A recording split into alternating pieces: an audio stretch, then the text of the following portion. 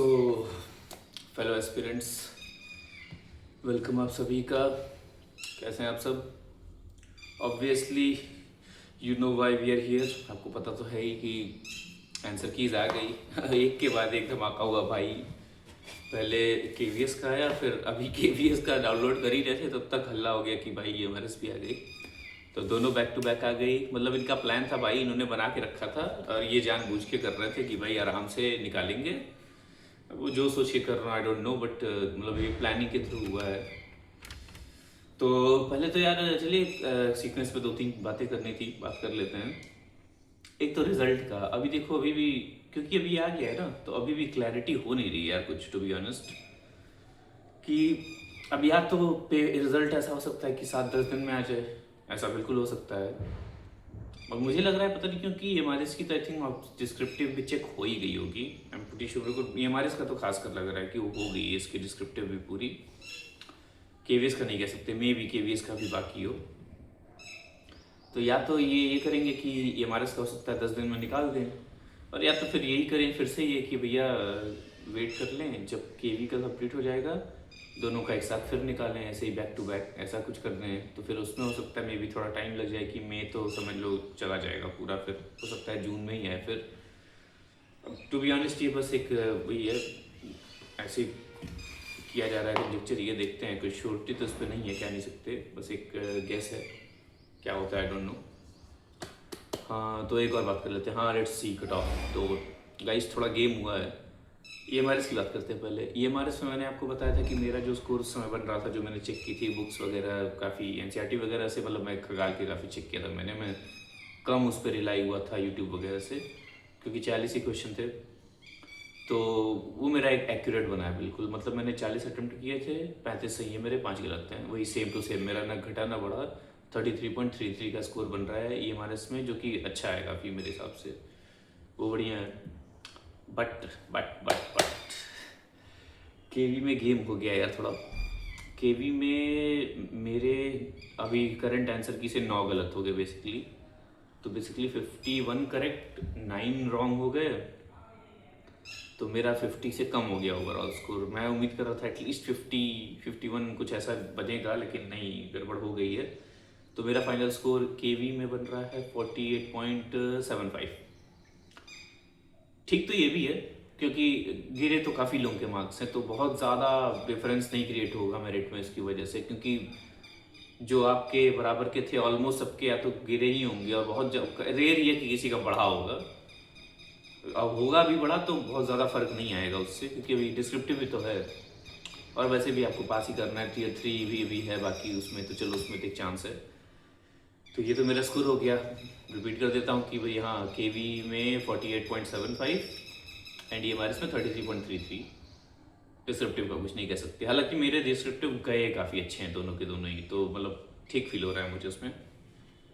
अब एक बात कर लेते हैं यार, एक जनरल डिस्कशन कट ऑफ की, क्या लग रहा है मुझे। टू बी ऑनेस्ट अभी तक तो मैं तो यार, टू बी ऑनेस्ट मैं कह रहा था ना कि मैं थोड़ा हायर साइड पे लेके चल रहा था। मैं ऐसा मान के चल रहा था यार 50 प्लस हो केवीएस में, क्योंकि केवीएस का पेपर थोड़ा सा आया था ऐसा कि अटेम्प्ट हो सकते थे, नंबर ज़्यादा आ सकते हैं उसमें। थोड़ा वही है, ह्यूमन एरर जिसने कम कर दिए, जिसका थोड़ा गलतियाँ कम कर दी, सिली मिस्टेक, उसके 50 पार हो गए हैं आराम से, 52 53 भी आए होंगे लोगों के।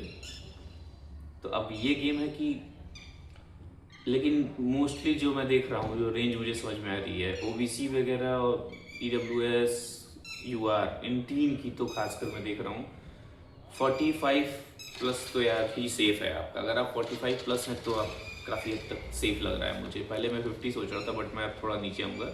मेरे हिसाब से अगर 45 या 45 प्लस हैं आप, तो आपका चांस है अच्छा है। मतलब कंसिडरिंग कि डिस्क्रिप्टिव में भी आपके ठीक ठाक तो आ ही जाएंगे, एक एवरेज मार्किंग मान के चल लो।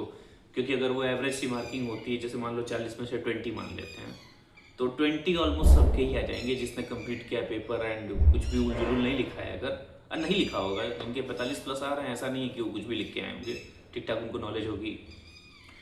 तो फिलहाल तो मुझे यही समझ में आ रहा है कि 65 तो जाएगी एटलीस्ट, एसएसटी की, जहाँ तक मुझे समझ में आ रहा है। इनफैक्ट काफ़ी सब्जेक्ट की 65 तो प्लस ही रहनी चाहिए मेरे हिसाब से। अगर आपके 70 बन रहे हैं टोटल मिला के, दोनों बन जाते हैं, तो आप काफ़ी हद तक अपने आप को सेफ समझ सकते हो। और मतलब ये है कि 70 मतलब कम हो सकती है कट ऑफ, ऑब्वियसली 65 to 70 का कुछ हो सकता है, लेकिन ये है ना कि 70 से जितना आप ऊपर हैं उतना आपको फिर वो बोनस है, फ़ायदा है इंटरव्यू में। अगर इंटरव्यू में हल्का फुल्का कुछ इधर उधर हो भी जाता है तो भी आप सेफ कैटेगरी में रहेंगे। तो 70+ इज़ सेफ। बट हाँ, मेरे हिसाब से 65 तक भी जिसका बन जाएगा, मेरे हिसाब से Tier 3 के लिए मतलब इंटरव्यू के लिए तो आप क्वालिफाई हो ही जाएंगे।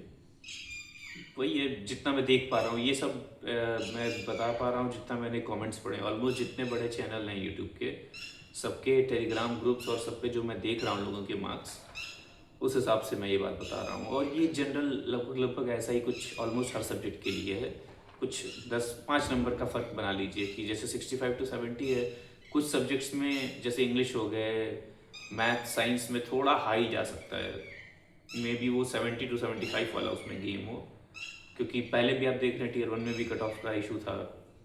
बच्चों के मार्क्स आते हैं ना मैथ्स वगैरह और साइंस में। एक और बात है ना, मैथ्स और साइंस में अभिव्यक्ति की ज़्यादा जगह नहीं होती।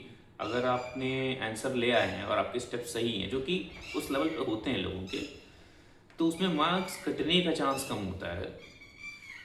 तो डिस्क्रिप्टिव जहाँ तक सुनने में भी आ रहा है कि मैथ साइंस इन सेक्शन वालों के काफ़ी अच्छे हुए हैं, मार्क्स उनके आएंगे डिस्क्रिप्टिव में।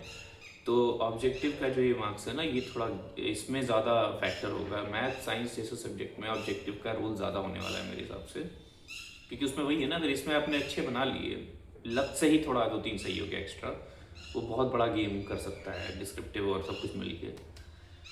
तो let's see, hope so final भी कुछ जल्दी आ जाए। अब यार देखो, 2 तरीके के हैं। जो 45+ हैं वो तो ऑब्वियसली मैं कहूँगा 45+ वाले आप किसी भी सब्जेक्ट से कुछ भी, आई डोंट केयर, सबके लिए आप मेरे हिसाब से एक आप जनरल सेफ वाले जोन में हो कि चांस आपका रहेगा।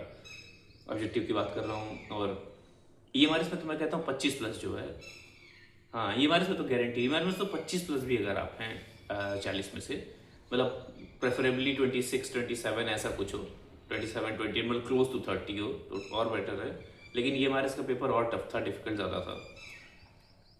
तो 25+ EMRS में और 45+ या 45+ KVS में, अगर इसमें आप रेंज में हैं तो मेरे हिसाब से आपको इंटरव्यू की तैयारी करनी चाहिए। मतलब EMRS में तो नहीं है, मतलब उस पर बात कर रहा हूँ, तो आपका चांस रहेगा। और जिनका थोड़ा कम आ रहा है, आपको थोड़ा अपने हिसाब से रिसर्च करनी पड़ेगी, अपने सब्जेक्ट्स की सीट्स देखिए, कैसा कंपटीशन है, बाकी लोगों का क्या स्कोर दिख रहा है, थोड़ा उस हिसाब से आपको डिसीजन लेना पड़ेगा। लेकिन कहीं ना कहीं आपको अपने जो और सब्सिडियरी एग्जाम्स हैं जो अगल बगल जो आपके पड़े हुए हैं, जिस पर अभी तक आप फोकस नहीं कर पा रहे थे, मेरे हिसाब से थोड़ा थोड़ा उधर फोकस अब बढ़ाना पड़ेगा। मैं पर्सनली मेरे उम्मीद से थोड़ा मेरा कम हो गया केवी में। मैं उम्मीद कर रहा था 50-51 ऐसा कुछ एटलीस्ट आ जाए, बट ठीक है, 1-2 नंबर से इतना फ़र्क नहीं पड़ेगा। एंड आई थिंक सब्जेक्टिव में कवर हो जाना चाहिए उतना। तो लेट्स सी, अब वो तो फिर फाइनल का ही पता चलेगा।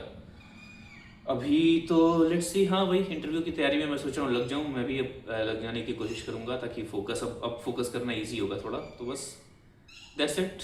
ऑल द बेस्ट आप सभी को यार, जिनके अच्छे मार्क्स आए वो ऑब्वियसली ऑल द बेस्ट आपको इंटरव्यू के लिए, और जिनके अनफॉर्चुनेटली नहीं भी आ पाए यार, देखो इतना उसको अब दिल पे लेने की ज़रूरत नहीं है, जो हो गया हो गया। लेट्स बी ऑनेस्ट, इस तैयारी, जब भी कॉम्पिटिटिव एग्ज़ाम्स की तैयारी में यार ये चीज़ें झेलनी पड़ती ही हैं, सब ने झेली हैं। तो just try to get over it. जो भी बेस्ट तरीका है, जो भी आपके नेक्स्ट एग्ज़ाम है उसकी तरफ अपना मुंह मोड़ लीजिए, थोड़ा वो मूव ऑन करना ईजी हो जाएगा। तो यार that's it, take care guys, all the very best, thank you very much.